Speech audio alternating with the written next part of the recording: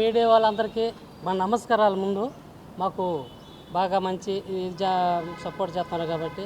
అయితే అయ్యా, ఈ సిరిట్ ఈజ్ నాట్ వన్ అనే సినిమా మాది, వాళ్ళు ఇది టైటిల్ మాదని చెప్పి వంగారెడ్డి గారు మమ్మల్ని అది నోటీస్ మా ఊరికి పంపించారు. దాని మీద మేము ఈ మధ్య మీ అందరి ద్వారా చెప్పడం చేయడం, 10 మంది తెలిసేటట్టు చేయడం, వాళ్ళు కూడా తెలిసేటట్టు చేసిన వలన మొన్న ఆర్టీవీలో కూడా చెప్పినాం ఇటు సంగతి. అంటే వాళ్ళ మేనేజర్ ఏమన్నాడంటే, సరే 2-3 రోజులు ఓపిక పడితే మేము ఇది ఆ నోటీసు రిటర్న్ ఇప్పిస్తాను అని మాట చెప్పిండు. మేము 2-3 రోజుల నుంచి కాస్త ప్రశాంతంగా ఉన్నాం. ఈలోపు ఇంకొక ఆయన, ఈయనకంటే రెడ్డిలో కంటే పెద్దరెడ్డి ఒక ఆయన మా ఊరిలో ఉన్నాడు, మా ఊరి పక్కన కనిగిరిలో. ఆయన ఏం చేసిండంటే, ఈయన టైటిలే నాది అన్నాడు. ఆయన ఒకసారి ఏకంగా ఇదేమంటాం మత్స్యలమే మాదని నా మీద ఇప్పుడు నోటీస్ పంపించిండు. ఆయనది కాదు, ఆయనది ఏంటంటే ఆయన టోల్తోరి ఒక 10-15 మంది కాడ 1000, 10,000, 1,00,000, 2 లక్షలు మొత్తం అప్పు తీసుకున్నా. ఆయన కూడా నాకు ఒక అప్పు ఇచ్చిన రెడ్డి. ఆయన మరి ఎందుకు అంటుండో ఏం సంగతో మరి ఇప్పుడు దాదాపు వీడికి వచ్చి కూడా 2 నెలలు అవుతుంది. 2 నెలల్లో నెల నుంచి కూడా మేము పోరాడుతున్నాం. అయ్యా, ఈ పేరు మాది, మీరు నోటీస్ ఇచ్చిన వల్ల ఇబ్బంది పడుతున్నాము, మీరు ఒకరు దయించి అది చూసుకొని మా నోటీస్ మాకు రిటర్న్, మీరు ఆ నోటీస్ రిటర్న్ తీసుకోండి, మళ్ళీ మేము సినిమా దారిలో పెట్టుకుంటామని బతిని ఆడుకొని యాళ్ళ పడి అంతలకు తిరిగి నాకు అవస్థ పడతా చెబుతుంటే, మరి నా సినిమా అన్నోడు ఏం చేయాలయ్యా, భాగమున్నోడు ఏం చేయాలి?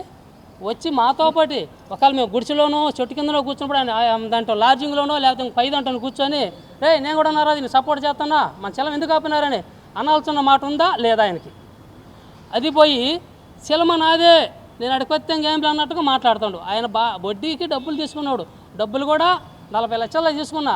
40 లక్షలకు అది నేను మొన్న అన్నా చూడు, 4 ఎకరాల 80 సెంట్లు తోట ఒకటి చేను ఒకటి పెట్టినా, ఎకరా 35 సెంట్లు తోట ఒకటి పెట్టినానని. ఆ తోట పెట్టింది ఈయన కాడే. కొద్దికొట్లకి నాది 25 లక్షలు పోతే ఇంకా 40 లక్షలు ఎంత ఉంటుంది, ఇంకా తక్కిన అమౌంట్ నేను ఇవ్వాల్సిన బాకీ అయితే వాస్తవమే. ఇంక ఇదే మనకు గౌడవని కొట్టుకుంటుంది. అయ్యా, మా ఎన్ని పోయినా దేవుడి దేవుడు పర్వాలేదు, మీ పుణ్యాన ఆయనకైనా బయటకు వచ్చి నోటీస్ చెప్తే ఈ సినిమా రిలీజ్ అయితే ఆ ఇంటికి పోయి ఇవ్వాల్సిన రూపాయి పావలా బేడో అటో ఇటో వచ్చే మొత్తం ఇస్తాం, రాకపోతే నేను 10 రోజులు టైం చెప్పుకొని ఇద్దామని మేము ఈ మాట చెప్పుకుంటున్నాం అప్పటి నుంచి కూడా.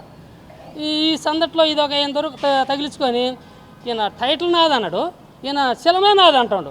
ఇంకా పూరిపోతే నన్ను ఏమన్నా నాకు నాది అని చెప్పి నన్ను కూడా తినుకుంటా ఉన్నట్టుగా భయపించేవాళ్ళు ఉంటాడు అనమాట. ఈ తక్కిన వాళ్ళు ఎవరైనా ఒక రకంగా చూసి, కానీ ఈ రెడ్డి పెద్ద, ఈ రెడ్డి కంటే ఆ రెడ్డి ఇంకా గొప్పవాడు అనిపిస్తుంది నా కంటికి చూస్తే. అంటే అడిగేదానికైనా ఒక లెక్క ఉండాలి. సిరిట్ ఈజ్ నాట్ వన్ సినిమా మాదని 3 సంవత్సరం నుంచి వచ్చినాడు కొట్టుకుంటున్నాం మీ ఇద్దరు. అందరికీ తెలిసిందే, అంటే అందరికంటే అందరికీ తెలియదు, 100లో ఒక 30 మంది తెలుసు. ఛానల్లో, పేపర్లో, టీవీలు అన్నింటిలో వస్తున్నాం. మరి అప్పటి నుంచల్లా మెదలకుండా ఉండి ఈయనే ప్రెస్ మీటింగ్ పెట్టుకున్నాక రేపు పొద్దున్నే రేపు ఈ నెలలో 29వ తారీఖు రిలీజ్ అని చెప్పినాక నేలకేసి ఏమని సినిమా పేరు మాది, మీరు ఏమీ రిలీజ్ చేయొద్దు, కాముగా మెదలకుండమని. ఇది ఒక న్యాయం. ఈ డబ్బులు వడ్డీలకి ఇచ్చిన వాళ్ళందరూ తీసుకోవాలనుకుంటే నేను ఒక తీసిన సినిమా తిని సినిమాలు ఏడన్నా ఎవరైనా అప్పచెప్పాలి. వెనక పోయి నేను ఆ ఎమోర్స్ కనుక్కొని ఊరికి పోయి వాళ్ళకి సమాధానం చెబుదామని ఇంకా ఇవాళ మేము బయలుదేరుతాము. అది పెట్టడం కూడా అదేంది మన ఛానల్ ద్వారా కానీ పెట్టారు. ఛానల్ వాళ్ళు సమానంగా అది ఏంది అడుగుతారు, విమర్శ అడుగుతారు.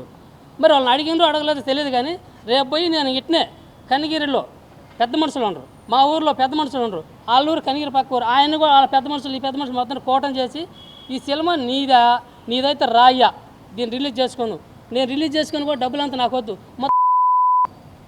ఇది బయటకి సినిమా బయటకు వచ్చిందంటే మేము కడుపు నిండా సంతోషపడతాం. ఇది చాలు మాకు. సినిమా మాకు ఏదో ఇస్తే లేకపోతే నీ పుణ్యం కూడా సినిమా బయటకు వచ్చింది నీ పుణ్యాన్ని నాకు ఒక ఏమంటారు నిర్మాతేనా నిర్మాత దొరికినట్టు ఫుల్గా సంతోషంగా మళ్ళీ మీ ఛానల్ కాడికి వచ్చి నేను అందరికీ నమస్కారం చేసి పోతా. నాకు కావాల్సింది అదే కదా. నాకే డబ్బులు లేవు, పెట్టిన దానికే సమాధానం లేదని అల్లాడుతున్నప్పుడు ఇంకో పార్ట్నర్ దొరికినాడు కాబట్టి నాకు నిండా సంతోషం. ఇంతకంటే సంతోషం ఏం లేదు కదా. నాకు అప్పులు ఇచ్చేవాడే లేడు, ఇచ్చినోడే తనబోతున్నాడు. ఒక పక్కన ఏడుతా మొత్తుకుంటామంటే మేము నేను ఇస్తారా డబ్బులు అని పిలిచినట్టుగా ఉంది.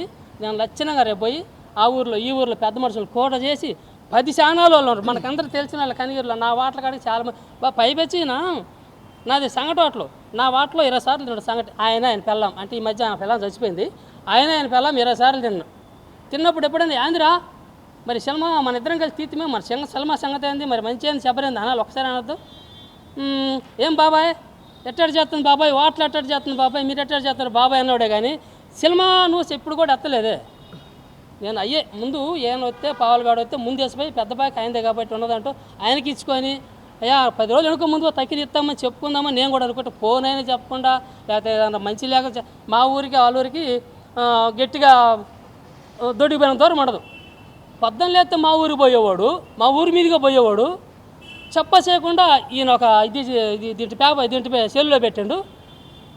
ఈయనేమో ఈయన చుట్టూ లబోలో తిరుగుతుండే. ఈయన మరి రానరా కూర్చొని మాట్లాడదాం, మరి సిరిటి మాది సిరిటి తీసిన ఆటో నువ్వు మీద మాట మాట్లాడడం ఇది కూడా లేకుండా నేను సగం పడ్డము కూలిపోతాను.